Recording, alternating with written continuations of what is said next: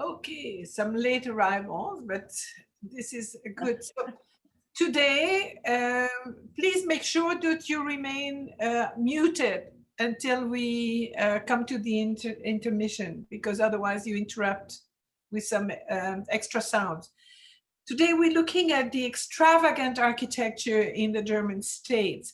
And before I go into a little bit of history, I want to stress the fact that we are in the 18th century, which means it's a lot of people are looking at the Chateau of Versailles um, that had been quite advertised, had been one of the first really large palaces, if we can call it that way.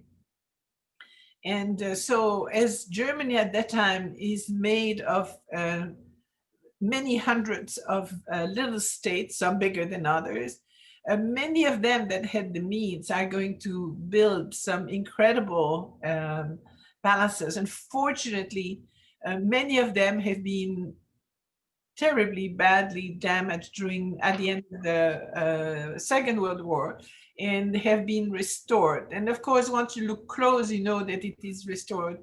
But anyway, we're going to look at many of them. Quickly first, we need to look at some history. And going back to 1517, because this is going to have quite an impact. In March 1517, if you remember, Martin Luther is going to publicize the 95 Theses that is going to be really the seeds for the Reformation, at least the Lutheran Reformation. In 1555, the Peace of Augsburg will claim that Lutheranism is an acceptable alternative to Catholicism.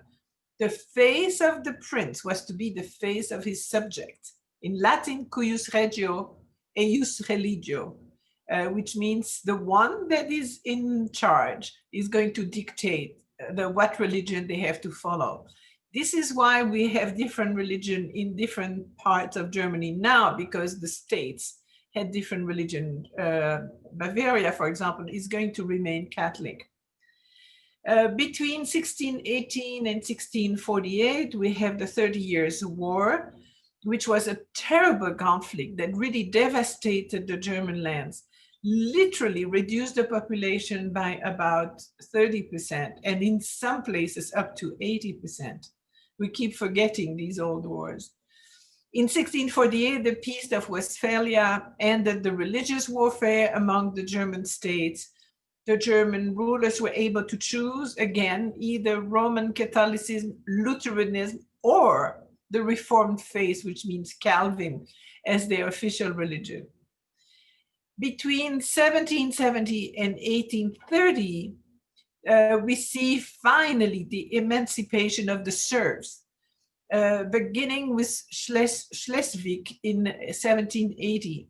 The peasants were now ex-serfs and could own their land, buy and sell it, and move about freely, which it was a system that went on and on for a long time and kept these peasants literally in the state of slavery. In the 18th century, the Holy Roman Empire consisted of approximately 1,800 territories. But at the time of Napoleon, some of the national and liberal ideas of the French Revolution gained increasing support among many, especially young Germans. And the result of it is that they really started pushing against the power of the Holy Roman Empire. And under the influence of Napoleon, in 1806, the Holy Roman Empire was abolished.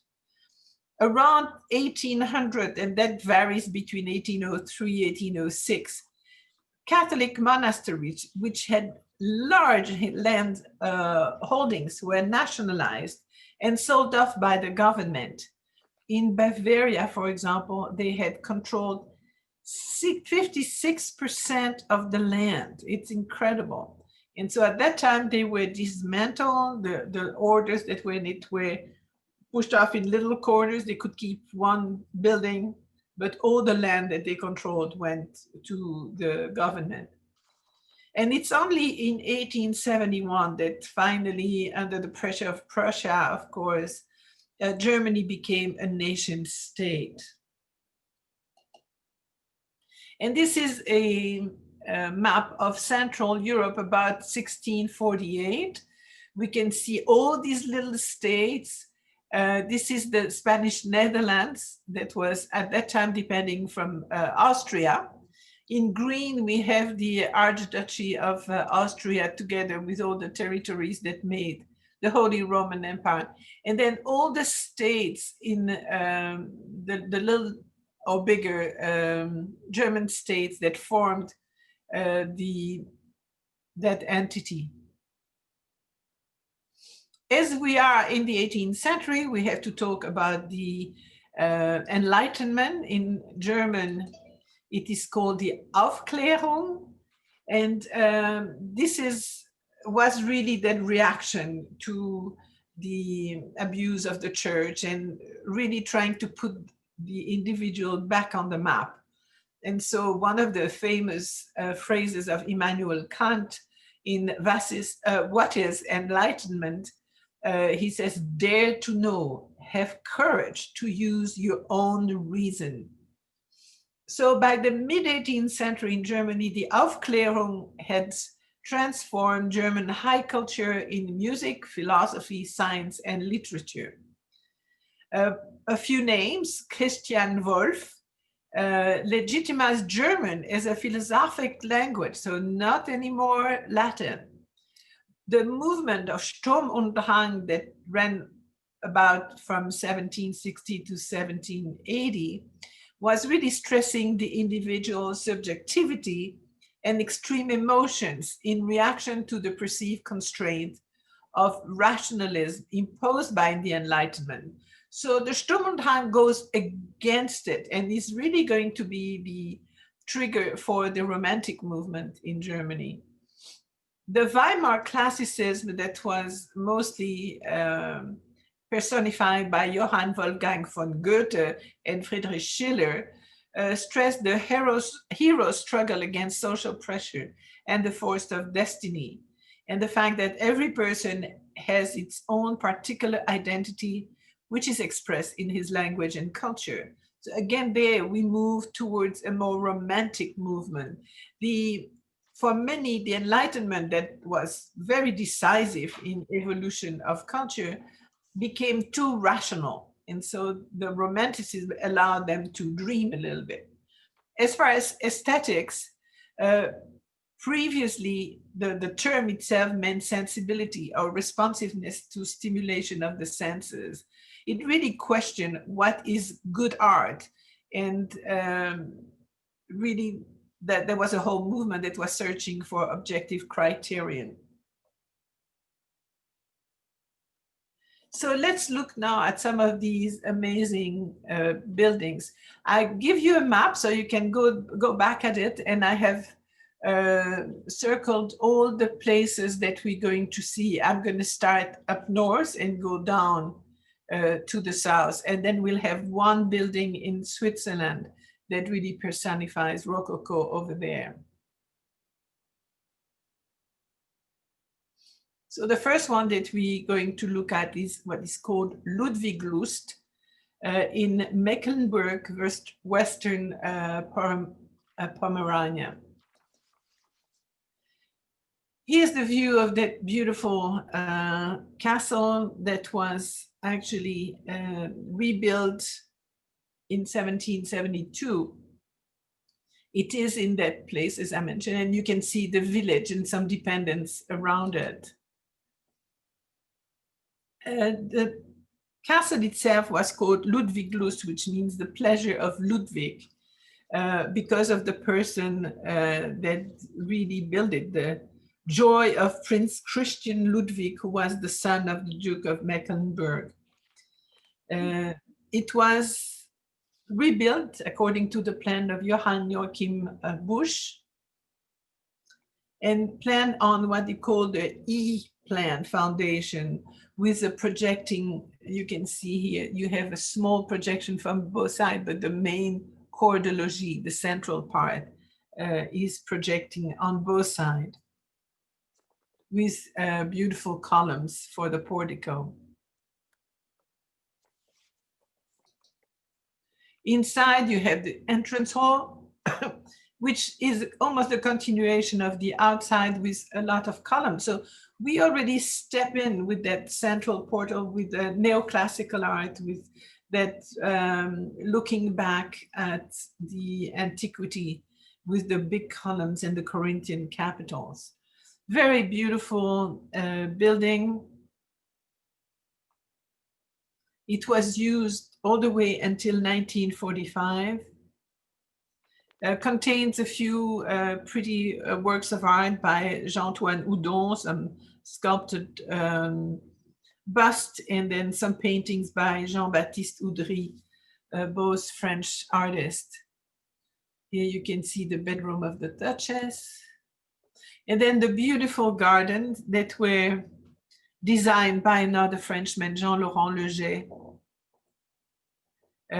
The surrounding of the castle are made with canals and fountain and artificial cascade.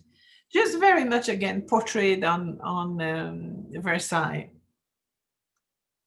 Very often, the architects were sent to France and Italy to sketch some of the monuments they saw there with an insistence on Versailles.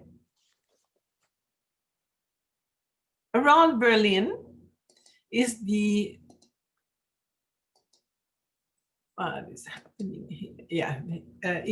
Charlottenburg that was built for Sophie Charlotte, the wife of Friedrich III, Elector of Brandenburg. The little village that was next to it, called Litzenburg, gave the name to the palace at first, and then it became Charlottenburg with the name of Sophie Charlotte.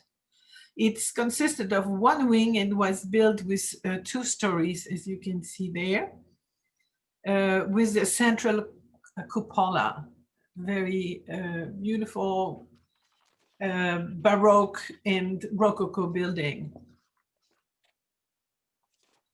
The facade is decorated with Corinthian pilasters. And again, these are very much inspired by the Chateau of Versailles. Unfortunately, during the war, it was aimed at by the planes, and this is what was left of it. At that time, it has since been rebuilt.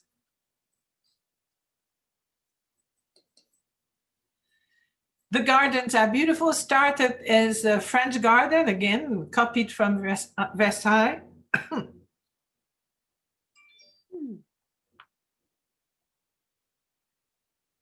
And is at that time, as many places at that time, is surrounded by smaller buildings that were called follies. They were buildings that sometimes had nothing to do at all, but were the kind of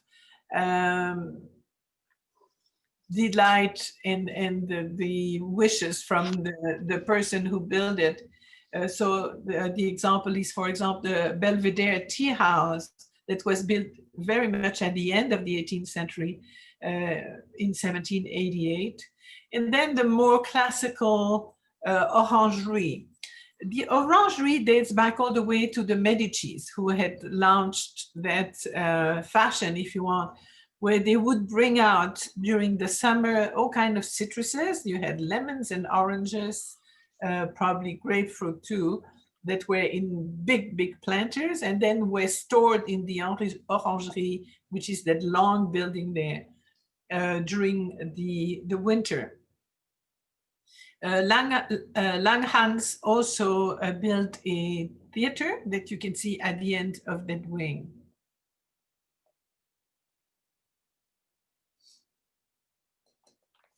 The inside is wonderful, but as you can see, it has been completely redone. There was very little left. And unfortunately, the heat of the fire when after the bombing of the palace had literally melted away even the marble. So everything had to be done according to some designs that they had found in the archives, as well as some pictures that dated from before the war. But it's been beautifully restored. This is called the Golden Gallery, which is really considered the most beautiful room in Charlottenburg. Really that contrast of gold on the back green. The room is actually called sometimes the Green Gallery. It was not finished until 1747. As this gallery is on the first floor, I should say, second floor, European way. When it collapsed, it destroyed all the intermediate floor in that region. So all the marble, stucco, and so on were demolished. This was only restored in the period between 1961 and 72. Other beautiful room. This is a room that existed, but then was built actually pretty early on.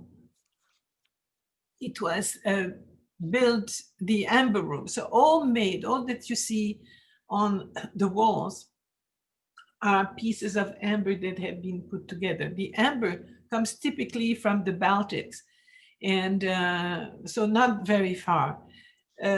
Friedrich had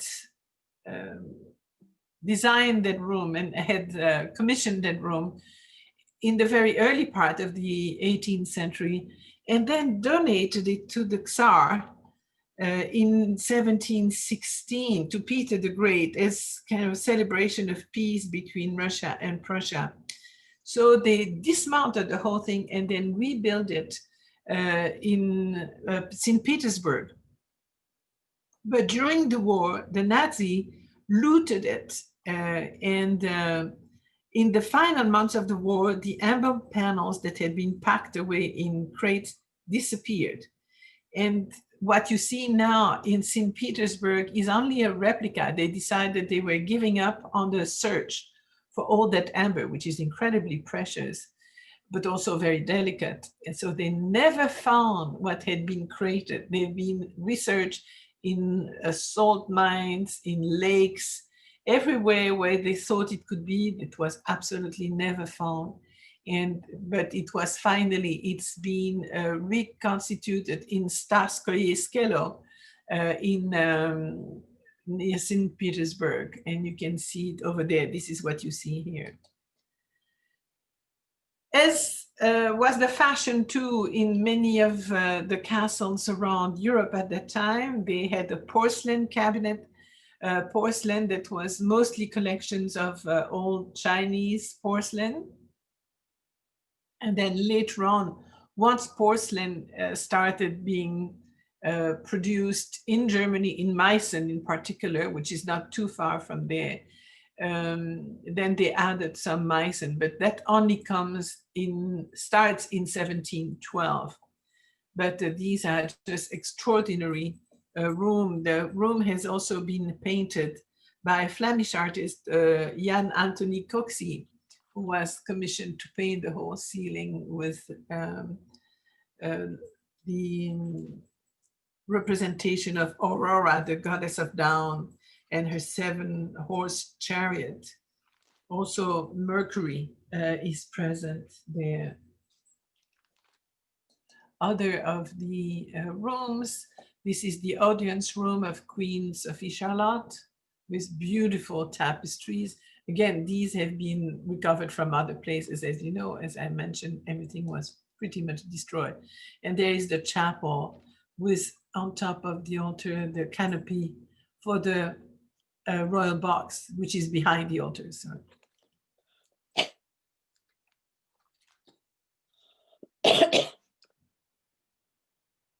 Betty, could you mute yourself, please? That would be nice. So sorry. Thank you. Another of the great chateaus is the one of Frederick the Great, King of Prussia, in Potsdam. Potsdam, sorry, it should be Potsdam. And it's called the Sans Souci, which means without worries. As you can see, the name is engraved on top of the main entrance. And this is an absolutely delightful, very Rococo-like palace with that beautiful light yellow color that contrasts so well with the magnificent gardens. And in this case, these were originally vineyards, that the whole idea was that to integrate the chateau in nature. You can see here some urns that are supporting the cornice. At that time, Potsdam was the largest city of the German federal state of Brandenburg. And the palace was literally a summer palace for Frederick the Great. This is really considered one of the most beautiful rival to Versailles.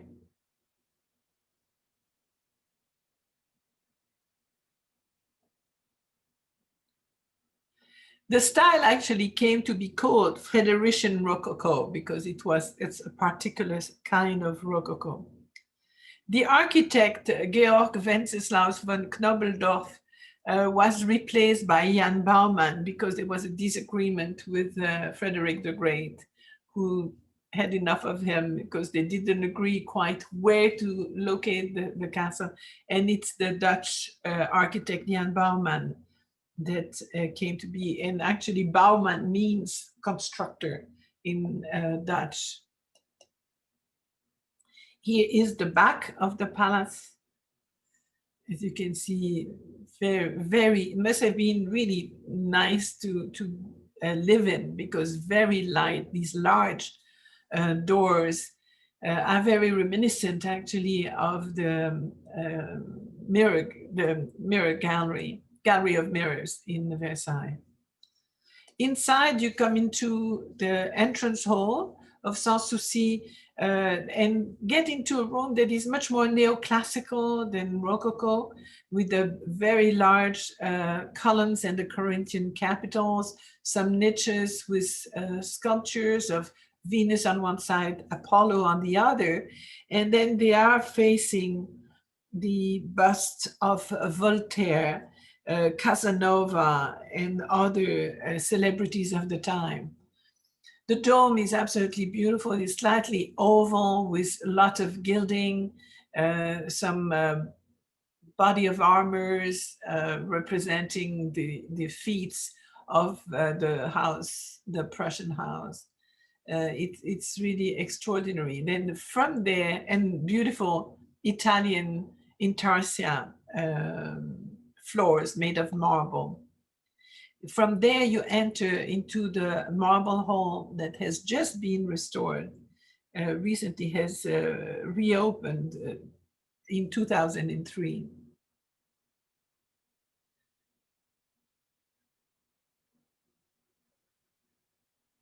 All the marble that you see is Carrara marble coming from Italy.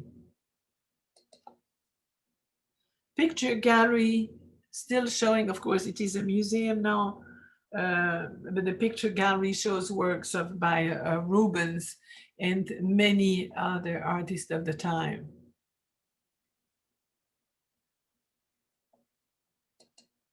Smaller hallways, much more Rococo again. Once you come to these smaller places, then the Baroque is too overwhelming. So we have the refinement of the Rococo in these small galleries.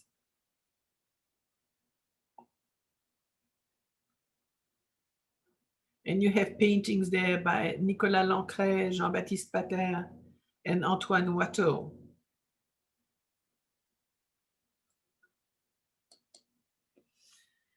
The music room is where Jean-Sebastian Bach performed, John Sebastian Bach performed for the court of Frederick the Great. And Frederick was known to be a musician himself and a composer. So he appreciated that very much. And this is pure Rococo. If you look at all the very natural type of decors arabesques and leaves and so on. It was so typical of the time. A beautiful intarsia cabinet. This is a work typically very Italian. It's a woodworking technique that used varied shapes, size, and a species of wood that are fitted together to create a kind of mosaic-like picture. And this was the specialty, if you remember some of my classes in Urbino and Mantua, we found these beautiful cabinets in Tarsia. As it was the habit at that time, many outer buildings, and one of the prettiest is the Chinese house that really mixes a Rococo style with some Oriental architecture. Very fancy on the outside here. You can see the detail of these gilded figures, Oriental figures, of course, fictional.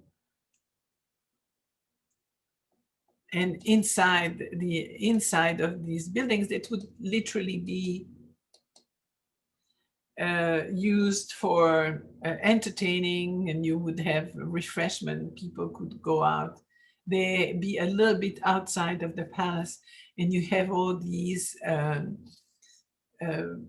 beautiful paintings, very much inspired by the Italian 18th century, end of the 17th century painters with the trompe-l'œil idea, the idea that you have that drapery over the balcony.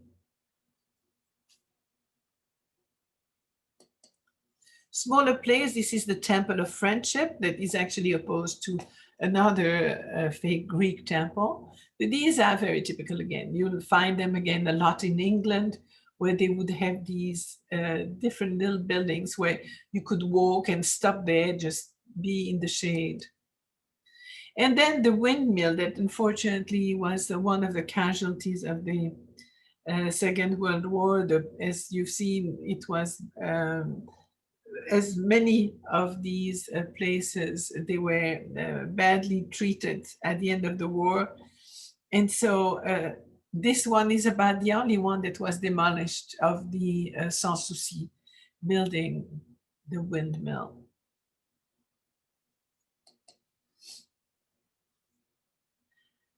Moving down south, we go to the capital of Saxony in Dresden, the city that was considered as the jewel of northern Germany. Was an extraordinary city. Unfortunately, was flattened during the war. So here is a picture, early picture dating from 1890s, with the beautiful bridge that crosses the River Elbe. This is what was left of carpet bombing in 1945.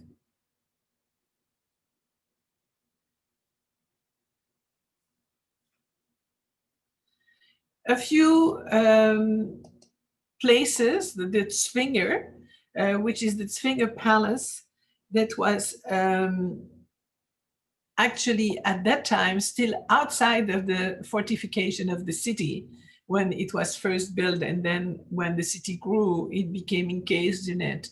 You can see that all places, how the Zwinger was surrounded by moats on both sides of the Elbe River, and then you had the palaces and its dependencies. Was built by Augustus the Strong, who was the elector of Saxony. And this is the way it looks now, with the wall pavilion in the Zwinger Palace, beautifully decorated. Has been, of course, rebuilt. They had, fortunately, enough archives to look at, so to be able to restore it properly. This is the coat of arms of the Polish-Lithuanian Commonwealth on the wall pavilion. This is what was left of it after the war. So you can see it has been extensively restored. And a really interesting building in Dresden was the Frauenkirche, the first Protestant church that was built over there. Otherwise, they would recycle Catholic churches. But this was built with the purpose to be a Protestant temple. And it features one of the largest domes in Europe. It also serves as a symbol of reconciliation between former warring enemies. Inside, it's very interesting. As you can see, it's definitely aimed at being seated and listening to the word. Everybody has a view on the altar, not as in the former Catholic churches. It was also extremely badly damaged during the Second World War. This is all that was left of it, and it has been rebuilt all the way to 2005. It was re-inaugurated in 2005.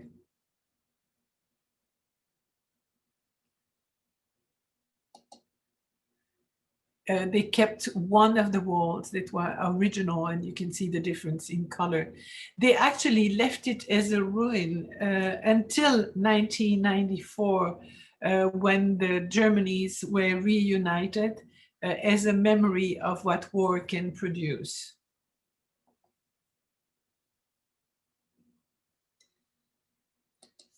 Moving to Saxony, one of the most interesting castles is the Pillnitz castle. It's actually made of 3 different castles. This, as early as the 14th century, was a modest residential fortress, and it was enlarged then in the 16th and 17th century to, in this case, a 4-wing building. It was acquired by the Wettin dynasty in 1694, when the Elector John George IV of Saxony bought it as a present for his mistress, Magdalena Sibylla of Neinschutz. They both died soon afterwards, and so it ended up in the hands of John George's brother, Augustus II the Strong, in 1706. Who himself gave the facility to one of his numerous mistresses, Anna Constantia of Brockdorf. But he rescinded the gift after she fled to Berlin in 1711. So Augusta decided to convert it into an oriental summer palace for riverside activities. It's along a beautiful river. And so, as you can see, the style that he's used, just the shape of the roofs are very orientalized. This was one of the great tastes at that time. You had not yet the Japan influence, but definitely China. So this is called the Lower Palace. Up on the mountain, also built with that oriental taste, is the Upper Palace. And then uniting both on the side is what they call the New Palace that was built in 1826. And most of them are now museums and can be visited that way too.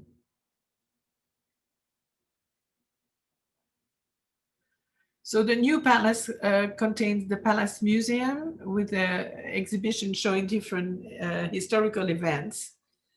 There's also a royal kitchen showing cooking machines and original copper pots and pans. Couldn't find any picture of it, unfortunately.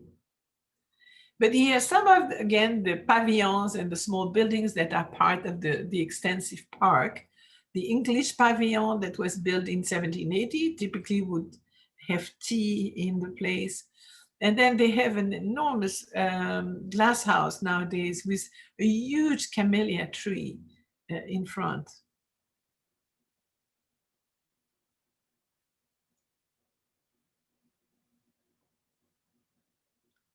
This was, by the way, brought from Kyoto in 1776. That's the legend. We're not sure that it really is. And it apparently, extends for 29 feet, and from February to April produces up to 35,000 blooms. Then during the winter time, they roll this thing around it to protect it from the winter.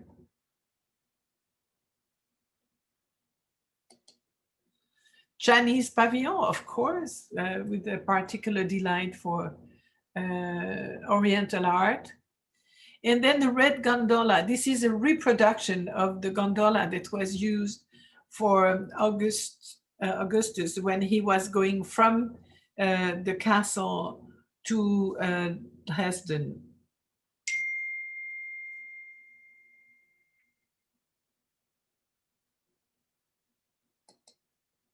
Other buildings, fake ruins. That's again very fashionable at that time, trying to give a rustic look. And this is a view from that fake ruin on the landscape around.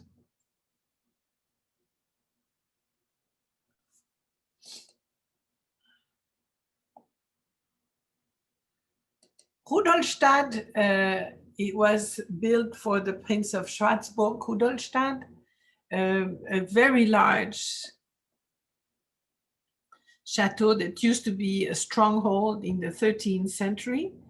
This one burned down to the ground in 1735 and was rebuilt in the Baroque style. It, of course, is asserting the position of the dealers that were princes since 1710. The Schwarzburg-Rudolstadt had become a principality.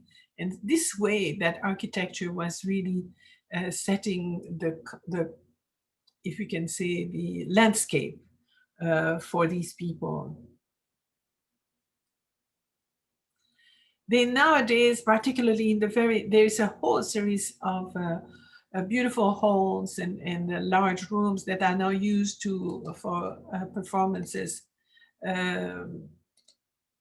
some concerts. Here is the great room, and you can see it's set for a concert. So they have all kinds of events that are taking place in these beautiful rooms.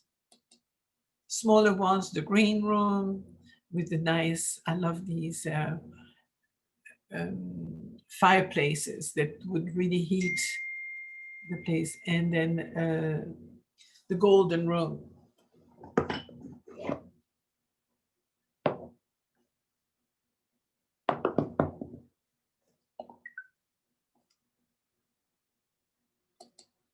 The chinoiserie, again, this is one of these fads. At the time you had to have a room with Chinese themes.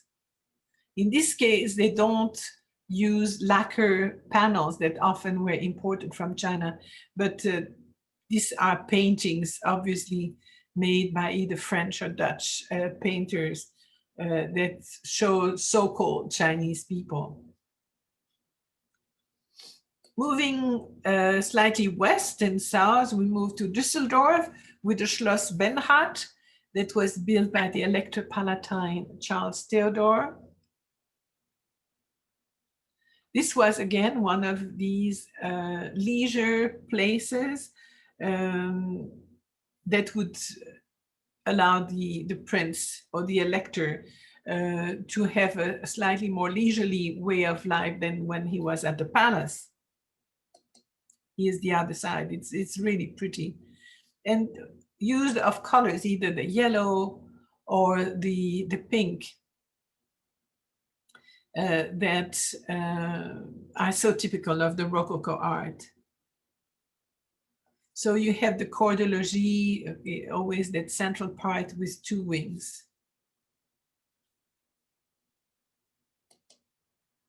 We see the side of one of these wings with the beautiful gardens that were started again typically as a French garden, and then when the fashion came about was changing to more English type garden. But we see it in the spring with all the tulips and the colors. It's just beautiful. Inside, this is the marble cupola room, so in the very center of the building, with all the chandeliers. You had a coffered ceiling, painting in the center, representing the apotheose of the family, putties all around, and of course the marble floor. This is the octagonal bedchamber of the Electra, so that must have been at the very end of one of the wings. And then the bathroom of the Electress that is made in the style of a grotto.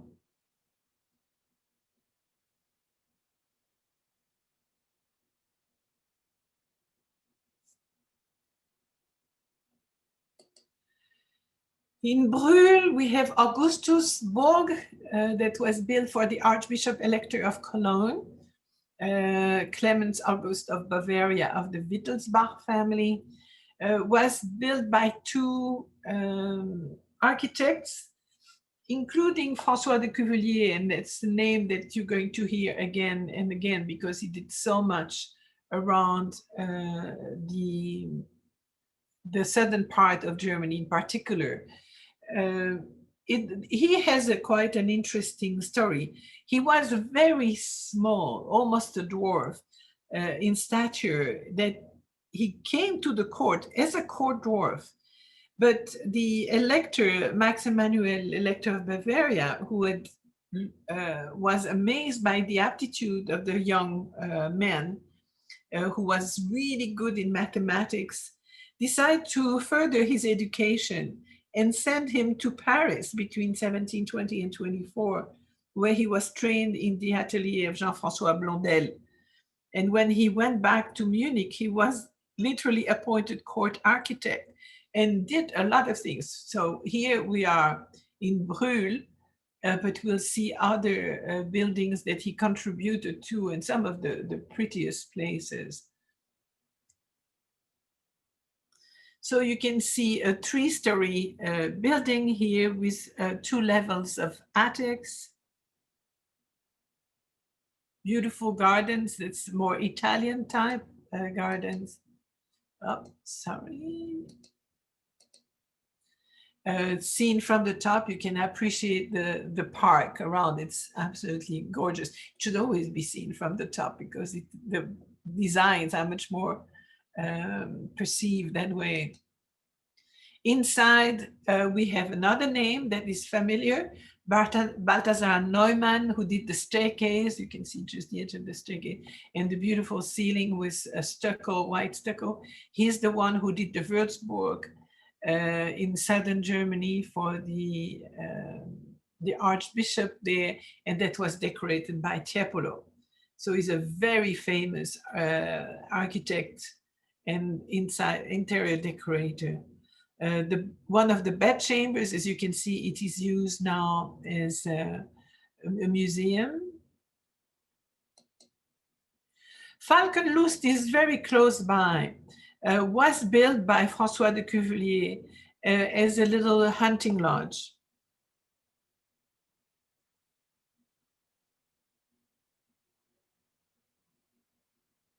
This is very much in the style of the Amalienburg from the Nymphenburg Palace in Munich.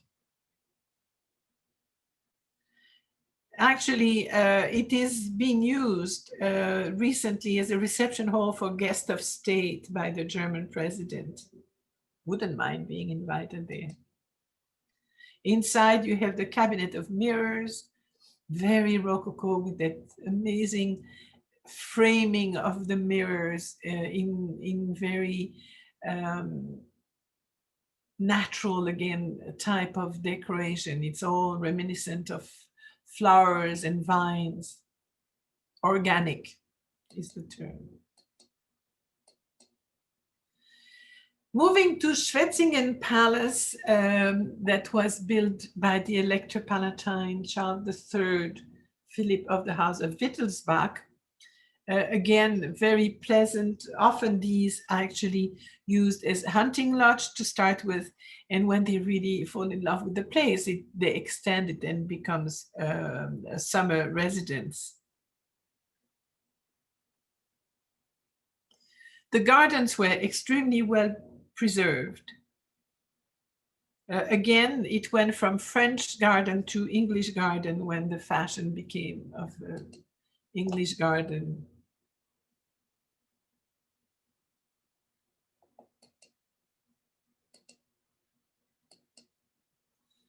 The theater was designed by Nicolas de Pigage and built in 1753, was at first on standing place only, which was the typical way it was. And then it was enlarged, and by pushing the back wall, they created the equivalent of boxes.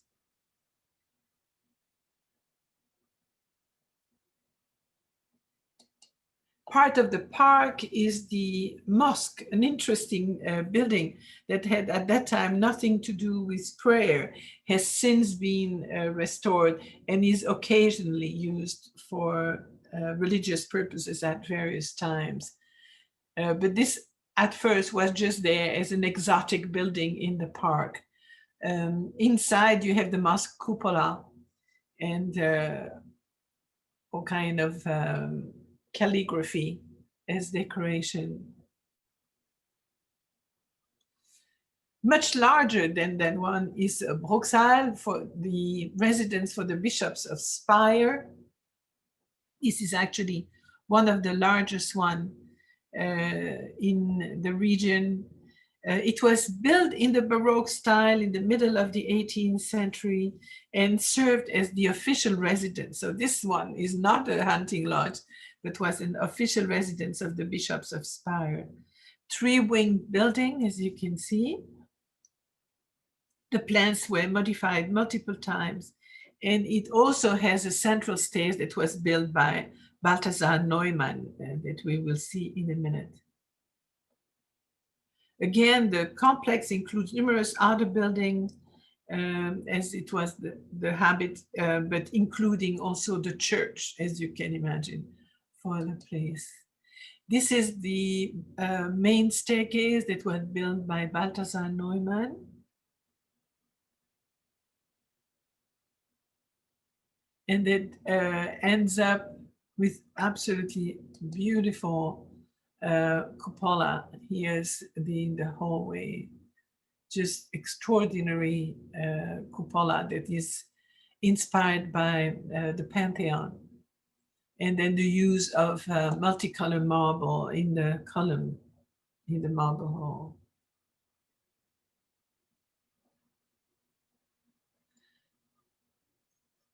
In Karlsruhe, the building of the castle became literally the design for the city, because as you can see, it is from that central place that we have that network of streets that depart from there, and that really had all the impact on how the city was designed. Unfortunately, again, the city center was reduced to rubble by the Allied bombing during the World War II, but they were quickly rebuilt after the war.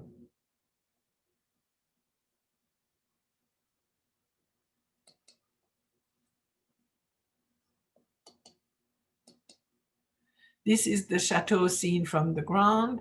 As you can see, again, you always have in the back of your mind that idea of the huge, the amazing size of Versailles. And that's the idea that is at the base of many of these chateaus. The inside is now purely offices, so we can't show you anything from it. The Rastatt Residenz is that very large places too that was rebuilt in a Baroque style. It had been badly burned by the French troops. It was built actually for the wife of the Margrave Louis William of Baden, his wife Sibylle Auguste of Saxe-Lauenburg, who he had married in 1690. And so again, this was originally a hunting lodge. You can see the central place that then was enlarged, just as Versailles, to be a three-wing building. This is the garden facade with the corps de logis in the center. This one was, by the way, not damaged during World War II. So keeps its original decoration inside, including the huge statue of the Golden Man in the ancestor hall. And here you have the ancestor hall with all the paintings and all the portraits of the ancestors of the family.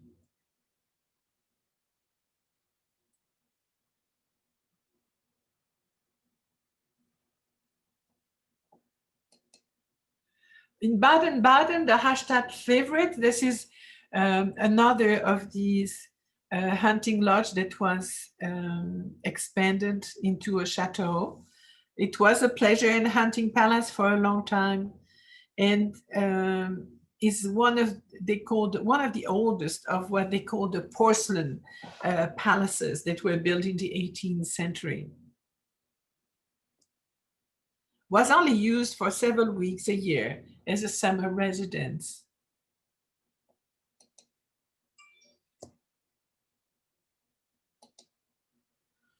Inside you have different decoration. This one has all these beautiful Delft tiles, the Sala Terrena, and then the Florentine cabinet that was copied after some of the Italian interiors that probably the Margrave had seen in some of his trips.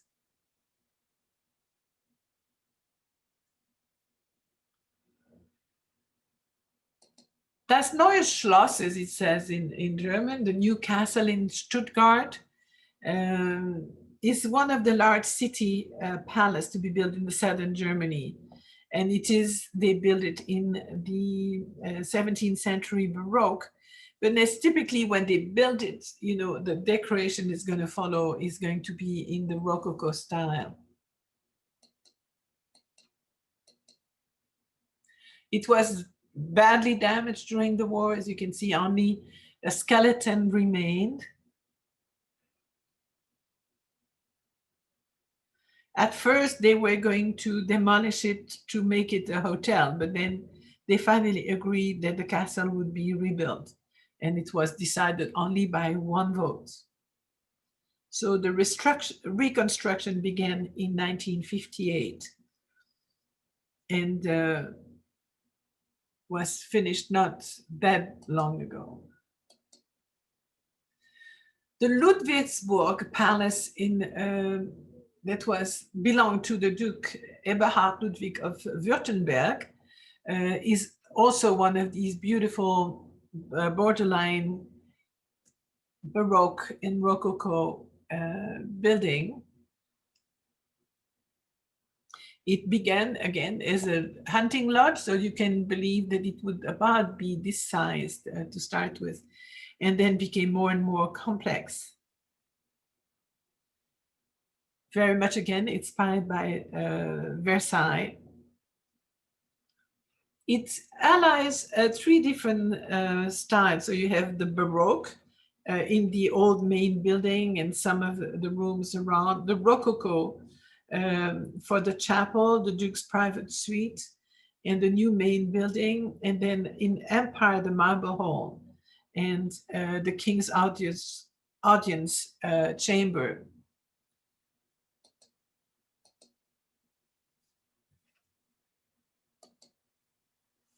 This is the garden facade, so it goes down. You have the gardens that come down with staircase, beautiful French-Italian type of garden. Then inside, some extraordinary galleries with portraits of ancestors again, or collection of paintings.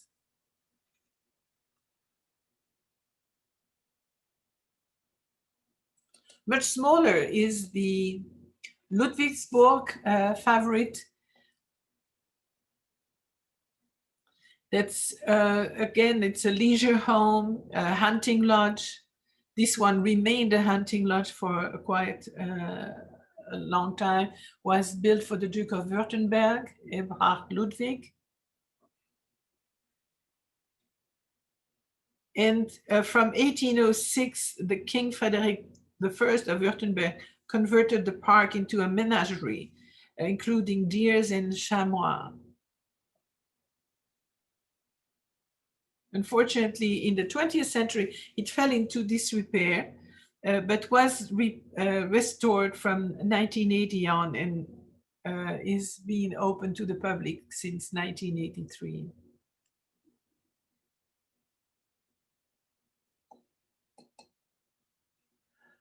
We go from small to larger. This is the Ansbach Residence, also known as the Markgrafenschloss, is a palace in Ansbach in Germany and was the government seat of the Markgraf of Brandenburg-Ansbach.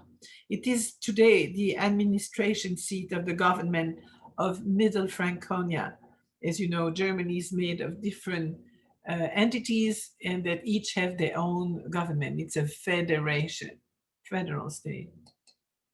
So inside we still have some rooms that have been preserved to their former beauty, the Great Hall with the large frescoed ceiling and some galleries, and then some smaller room, just like that mirror cabinet that delightful with a series of a collection of porcelain that looks like Chinese porcelain.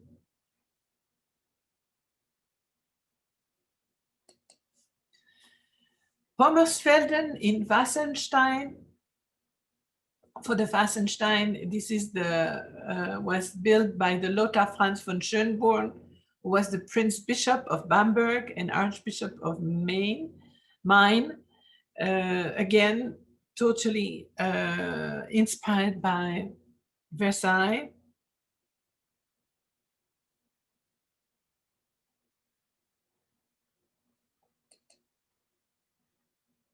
The interior court is completed by some dependencies building where would typically be the stables and some places for the personnel to live in, the servants. Very large staircase in the entrance. And then the beautiful porcelain cabinet with an incredible marble floor, as you can see, showing also the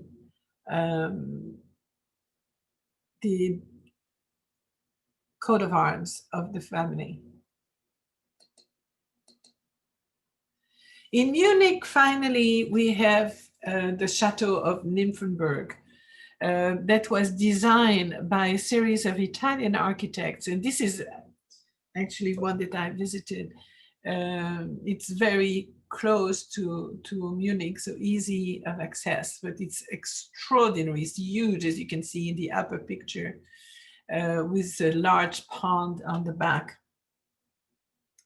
The palace was commissioned by the Prince Electoral couple Ferdinand Maria and Henriette Adelaide of Savoy. It was begun in 1664, so as Baroque style. Here is a painting by Bellotto, and I mentioned to you Bellotto when I talked about Italy. He's one of these artists, Italian artists that moved around Europe, including Dresden, that he painted multiple times, but also in Munich. And he literally recorded life of the greats, mostly with these large paintings that are so detailed and give you an idea on how people would enjoy these ponds with literally gondolas and other kind of barges to enjoy the freshness of the water during the summer. In Nymphenburg, by the way, there is a factory, a porcelain factory that I think we'll look at next time. And I think I'm going to stop here for a little minute. I see I have questions, so please unmute yourself before we go on with Nymphenburg. I see some chats, so hopefully, oh. Can you have word favorite means favorite, literally. The question is the word favorite means in that context. I have a problem with one of the people that were watching. Unfortunately, once I'm in Zoom, I can't get out of it. For Shirley, I don't know if she can come back in. Let me see. Please. Oh, Shirley is back. Okay. So that's fine. I was concerned that she said she was kicked out. You can unmute yourself, ask me questions, give me your comments on all these beauties.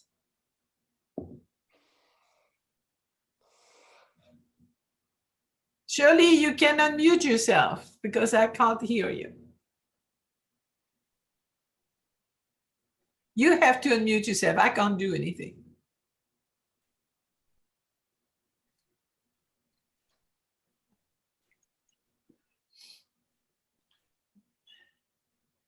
Jerry, you can unmute yourself too. We have 5 minutes of chit chat.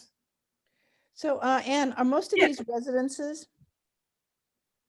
They used to be residences. Most of them now are museums or administrative office. So when they call it the Ludwigsburg Favorite, so whose favorite was it? Oh, of the guy that built it, of Ludwig. Oh, okay. Yeah, that was Ludwigslust was really the first one. There was a place that he adored. He thought this is the place where you want to die because it was so beautiful. But they called it the Ludwigsburg Favorite. So yeah, the favorite of the town, or the no, Ludwigsburg, the favorite. It's just a way for saying that's because there are many Ludwig. That was such a common name among to portray Louis the France, Yeah. And so the favorite is literally the Favorite in German is the same word. Is favorite. It means the thing that they like the best. Okay, so I noticed that in these little German states, they use the word elector, and does that mean is that person like a hereditary, nobleman, or is that somebody that they choose to rule them, or what? No, an elector at the time of the German states, so before they got put together in 1871, they all were electors. All the leaders of these small states or bigger states were electors. And they were electing, that's why they had that term, electing the head of the Holy Roman Empire, which means they were keeping for a long time electing the Habsburg to go on. They were dependent. They were considered as vassals, if you want, to the Holy Roman Emperor. So the elector is one person who had one person, absolutely. But the elector could be a prince bishop, it could be a prince, it can be a duke, depending, the margrave, as they call some others. But they were all electors. So they had one vote to decide who would be the Holy Roman Empire. Yeah. But some were more powerful than others, at that time. And so these people who had a vote, they were mostly hereditary rulers of the. Yes, absolutely. Yeah. They were the big families that are still the big families. You have all that populated a lot of Europe. That's some of these families have become the royal family of England. Right. The Empress Sissi was from one of these, Württemberg, I believe, right? Yeah. Of Austria. She married Franz Josef in Austria. Yeah. They were all these families, and some became more important, some remained rather small. How many of these tiny German states were there? About like thousands or hundreds, or? They were in the 17th century, 1100. Wow. And then they came down more or less by the time in the 19th century, before they became what Germany is now, they were about 360. So that's why Prussia had a difficult time to try to put them together. Yeah, yeah. So that was the idea of the Prussians, to unite everybody, huh? Yeah. Yeah, they obviously, the same thing happens in Italy at about the same time. Italy was made of city-states, and then they got together, and it took quite a while before they were able to do it. And it's the Savoy that became the king. So yeah, it's very interesting, because when you see that, you realize that the world we know now is not that old. But it's amazing when you see the quantity of these chateaus. And I'm only showing you the 18th century. You see, keep that in mind. I'm not showing you the older ones, or the more recent one, like what's the name? The one in close to Munich, the big one, fantasy, the Cinderella Castle, Neuschwanstein. I can never pronounce it. It's the chateau that was built for Louis II of Bavaria. And yes, this is Shirley. I yes, lost the screen with the art when my phone rang, and I'm trying to get back in so I can see your program again. I can see you.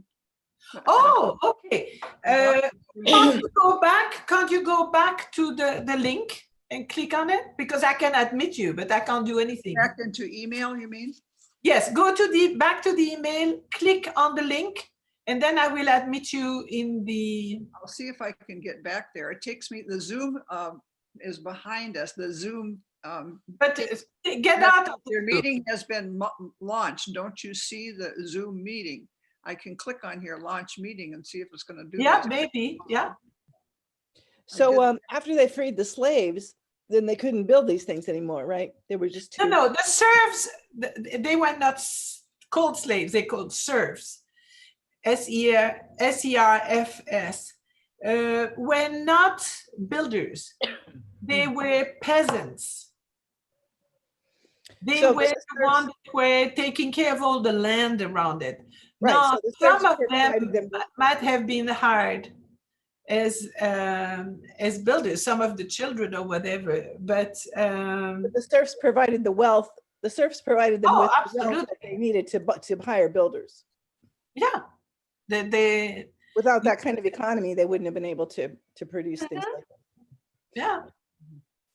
Yeah, that was the regime, and it was in France, but it was abolished much, much earlier in France and in England. It was pretty much around Europe. The idea of servage was important. It was not slaves as such, but very close to. It was closed down. If you turned it completely off and entered again. You mean the whole? Yeah, I would turn it off, Shirley, and then click again on the link I sent you. And then I will admit you. I can't get to it. I'm going to try turning off my whole computer and see what happens. Yeah, okay. Reboot. How do we do it?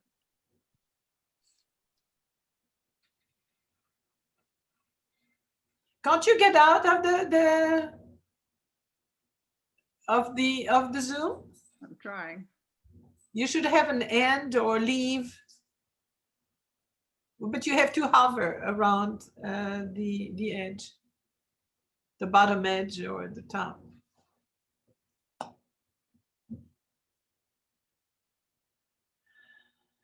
don't see her invitation in here.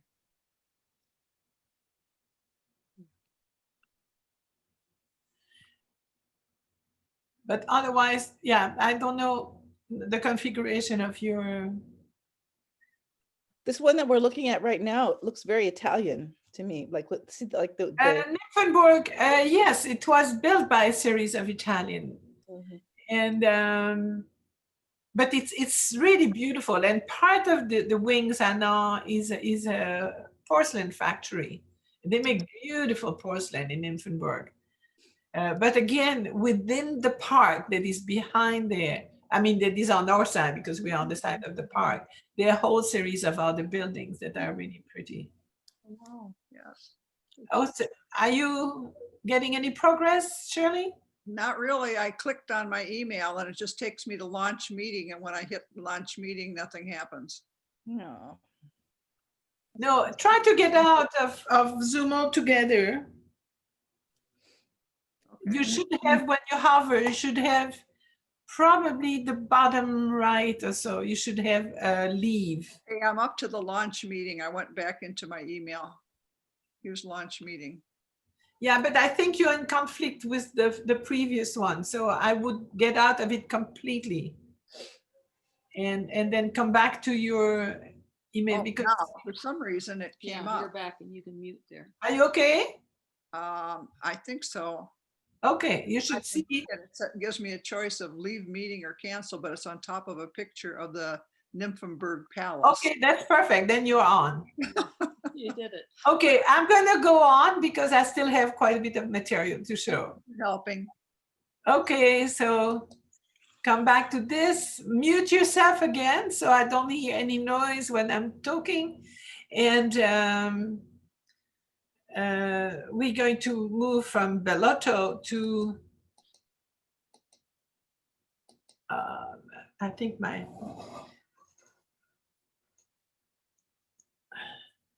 to the Amalienburg, which is one of the buildings, absolutely adorable buildings within the park of Nymphenburg. And this is one of the buildings that was built by François Cuvelier, who we saw previously, who did the design for the architecture and the decoration. And with the help of Johann Baptist Zimmermann for the stucco work, Johann Joachim Dietrich, the wood carving, and Joseph Pasqualin Moretti for the paintings. It is an absolutely delightful building. And again, you have these very beautiful pastel colors of the Rococo.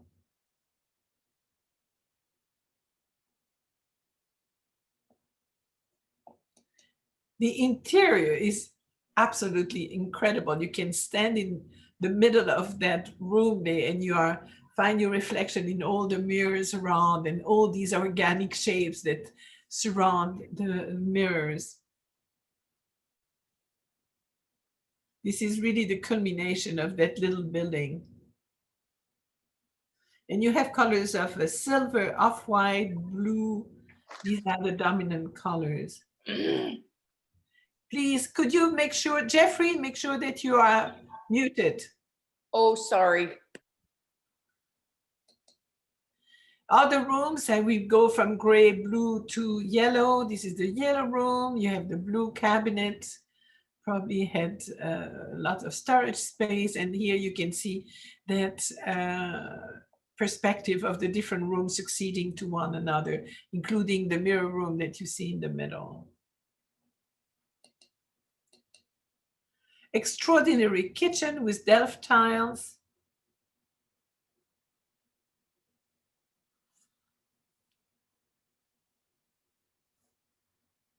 And then a series of smaller building, the House of Bath. You can see the facility where they would have some benches to sit on.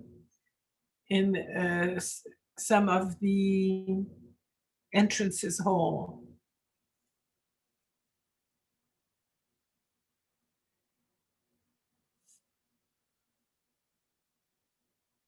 The park was built between 1718 and 22 and contains more of these beautiful little buildings. This is the Pagodenburg, so the little pagoda, if you want, building with the inside very oriental motifs. And then some beautiful blue and white, like porcelain buildings. And then others of these folies, you know, the Magdalene Hermitage with a lovely little chapel and sitting room around. And then the gardens, it's absolutely beautiful. The Grand Cascade with the statue of Isar and the Danube, so representative of the large rivers around. There is also a museum of carriages, gives you the idea of the luxury of these carriages going around in the city, as you can imagine. These were ceremonial carriages, of course, not every day.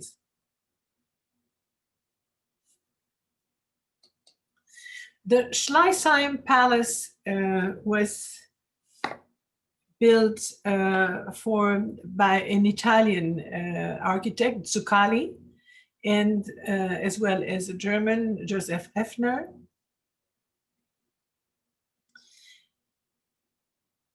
There are actually two palaces, the new palace and the old one. They were built for the Elector Max Emanuel of Bavaria. And this gives you an idea of the buildings as well as the large gardens with the central canal, of course, inspired by Versailles, with the Lustheim Palace at the end, which is a smaller pavilion, again, where they would retire to be outside of the large court life. In the palaces, of course, beautiful gallery of paintings.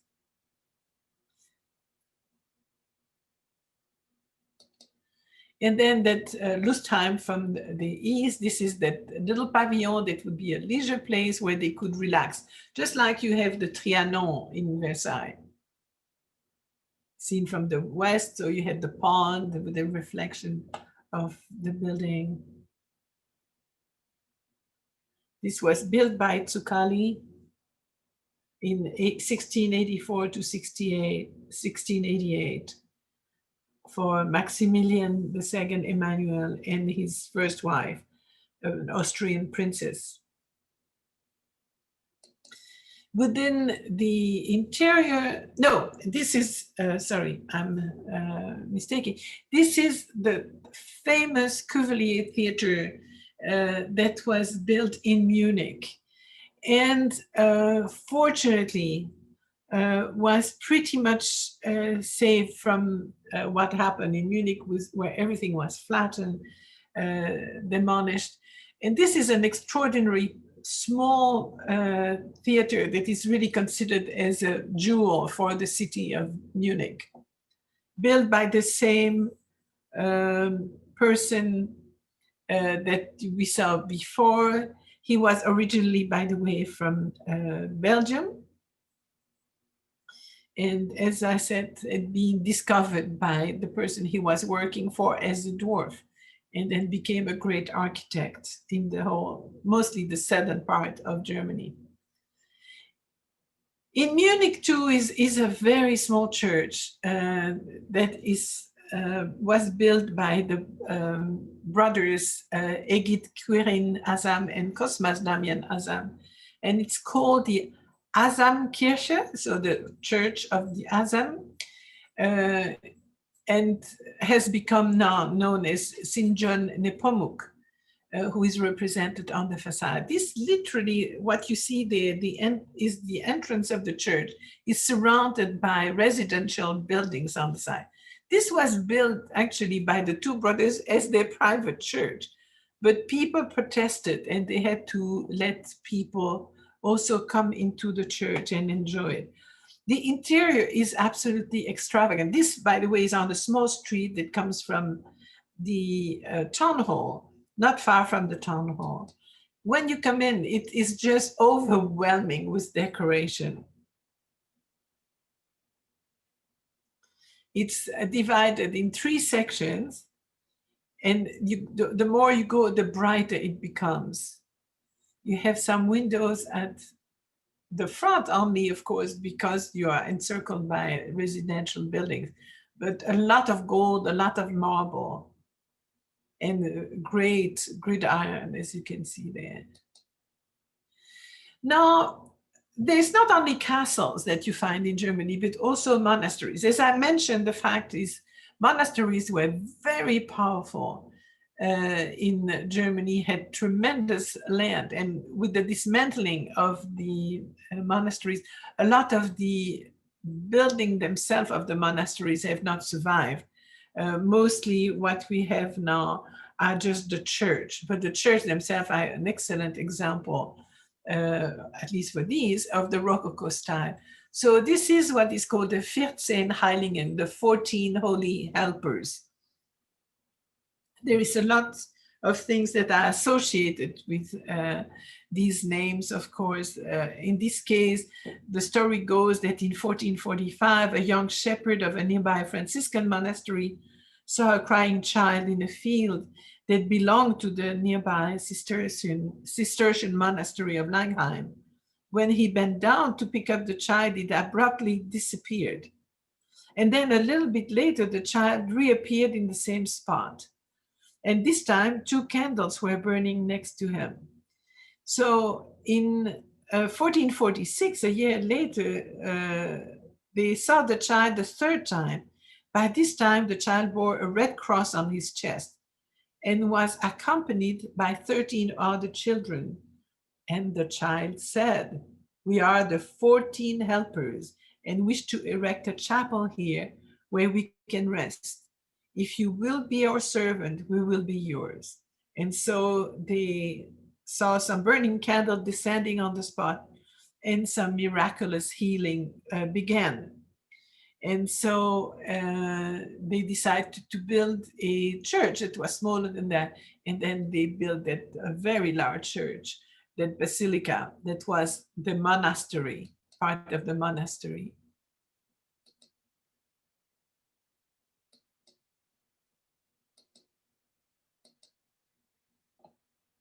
Sorry, trying to admit, there we are.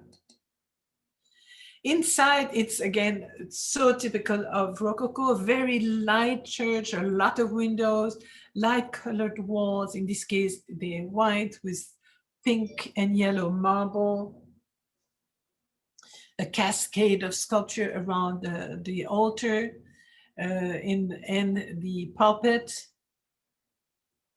This was designed by Balthasar Neumann, who we saw many times. So an extraordinary examples of the Rococo in that part of the country. Similar is the Ottoboeren Abbey, where you can see this one kept its monastery buildings all around that were dedicated, of course, to the monks living there, but as well to study. It was built by another great architect, Johann Michael Fischer, built between 1737 and 66. This one was a self-ruling imperial abbey of the Holy Roman Empire. So it was virtually an independent state. And of course, at the time of the dissolution in 1802, the imperial abbey covered 266 square kilometers and had about 10,000 subjects. It had a long history as an imperial abbey going all the way back to 1299. And so the monastery here was built between, as I said, 37 and 66. Inside, there's again that incredible amount of decoration, so typical of Rococo. Literally horror vacui, as they say, they detested any empty space. And so you have cascades of angels and saints and cupolas. Then in this case, you have 3 cupolas, we see only 2, with the pendentives that are even decorated there.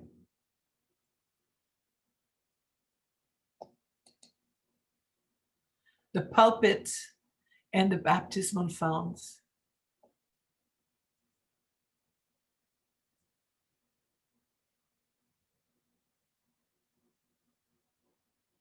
And the very,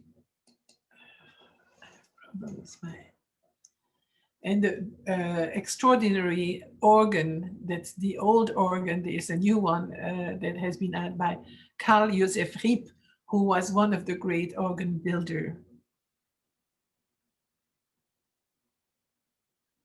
It's one of the most treasured historic organs in Europe, by the way.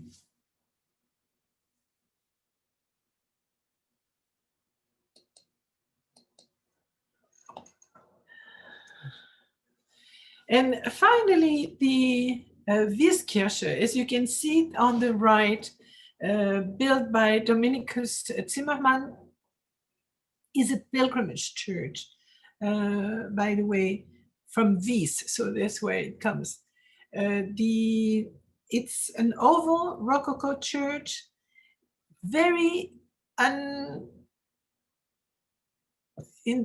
unobtrusive from the outside. Is very simple, and then you come in and you have again that absolutely extraordinary interior. In this case, you have the organs above the jubé, large columns, and the altar again framed by a series of statues, the dome, the ceiling with all the paintings and cabochon all around the dome. Is quite a surprise when you get in.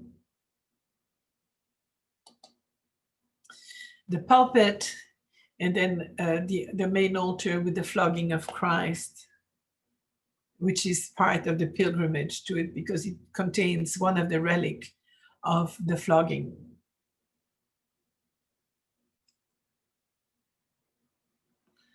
And I had promised to do something about Switzerland, but as we say, mostly Switzerland exported its artists, its architects and painters, but it has one 18th century monastery, the Einsiedeln Abbey, that is very, very famous, goes back to the 9th century as far as an organization. It's a known center of culture and of religious studies. Sorry, my mouse is acting. Here you have an idea of the plan. So this is the church. And then you have all around the typical setting of a monastery with the gardens that would have been the typical medieval gardens with all kinds of medicinal plants, orchards, also hostel for guests, as well as infirmary, etc. Inside the Abbey Church, as you can see again, the profusion of decoration, a lot of gold, lot of colors.